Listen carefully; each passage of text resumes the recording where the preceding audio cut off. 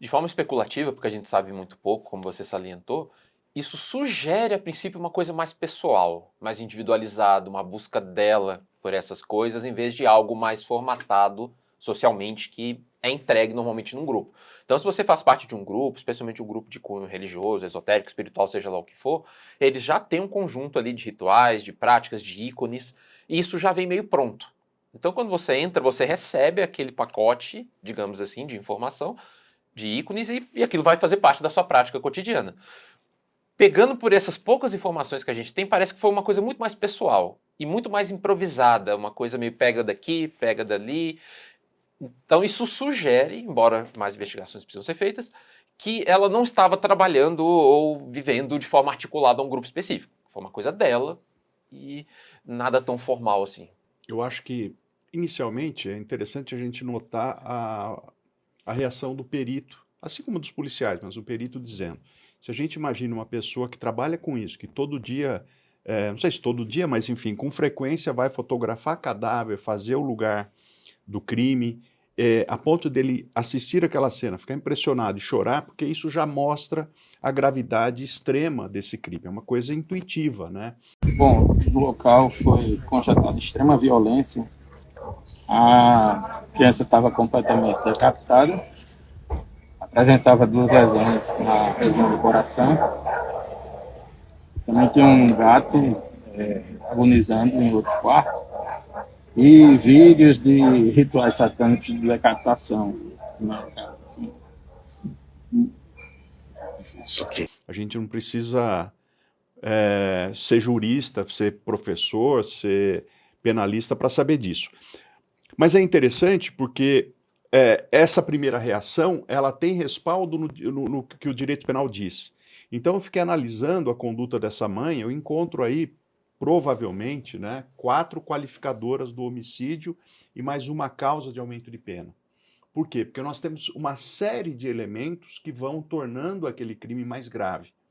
Então é muito interessante, o estudo do homicídio é muito interessante para compreender muito o direito penal, que é justamente a ideia de você ter o que o Nelson Green, o penalista antigo, chamava de mapa das montanhas, né? Tem sempre montanhas mais altas, não é uma planície. O direito penal não é uma planície ou um planalto, é sempre uma montanha com variações. Então, quando eu vejo isso, eu vejo um crime, por exemplo, provavelmente com meio cruel, porque a criança não foi morta instantaneamente, ainda que não se saiba se ela foi decapitada viva, né? Ou depois de morta, mas há sinais de ferimentos nessa primeira informação, tudo indica que o meio tenha sido cruel. Então nós temos aí um meio que qualifica do inciso 3 do parágrafo 2º do artigo 121. Mas temos também um crime cometido à traição, com recurso que impossibilita a defesa, porque é uma criança que está ali com sua mãe, né? A mãe pega a criança, leva até a casa, a criança está completamente desprotegida, sem capacidade de oferecer resistência, fechada numa casa. Também é uma segunda qualificadora, né? Temos também o crime cometido, uma modificação recente do Código Penal, qualificadora do inciso 9, que é o crime cometido contra menor de 14 anos. Então veja que a gente vai somando elementos que vão dando uma gravidade extraordinária a esse crime. Em relação a motivo, a gente não sabe ainda exatamente qual foi a motivação, mas se confirmando que tem relação com essa coisa de um ritual, etc., algum tipo de insanidade dela, no sentido coloquial do termo, ela cria essa, na sua cabeça, como o professor Leonardo falou, né, esse universo que ela mesmo cria, assim, de coisas satânicas, e mata para isso, para entregar a vida do filho para uma divindade satânica, sei lá, estou elucubrando aqui. Isso caracterizaria o motivo torpe, né? O motivo torpe, ele é aquele motivo que causa repugnância na sociedade. Ele contraria valores elementares da sociedade. Porque todo homicídio é torpe, matar alguém é uma coisa repugnante. Mas você sempre tem ainda motivações que tornam aquele crime ainda mais grave, né? Então é um crime que a gente olha e assim tem uma série, como se tivesse uma balança e a gente vai colocando as circunstâncias e o peso da pena vai ficando bastante alto porque a reprovabilidade do crime é muito grande, né? Sem contar no aumento de 2/3 por ter sido cometido crime contra descendente, que também é uma coisa extremamente grave. Então, a gente ama os nossos descendentes, tende a protegê-los, né? O que Sim, acontece... nasceu da gente, né? Nasceu da gente. Normalmente é o inverso, né? Sou capaz de matar alguém para proteger as minhas filhas, mas essa pessoa não, ela vem e mata o próprio filho, né? Então é um crime que tem uma gravidade extraordinária, né? É bastante reprovável a conduta. É claro que ela morreu, não falar de pena é mais para falar da gravidade do crime, e não dá agora para dizer se ela realmente era inimputável ou não. Porque não há uma perícia que possa ser feita nela para ver se no momento do crime ela estava... No pós-crime, né? Porque como ela foi muito ferida para o hospital, já em estado muito grave. Agora, quando a polícia conta que ela, no momento que ela foi ser contida, né? Para ser levada para uma delegacia, ela começa a agredir, né? A avançar nos policiais. Enfim, pelas imagens que a gente tem, ela nem é uma mulher tão grande, ela é uma mulher pequena. As informações, a princípio, da polícia militar é que ela deveria estar ensandecida.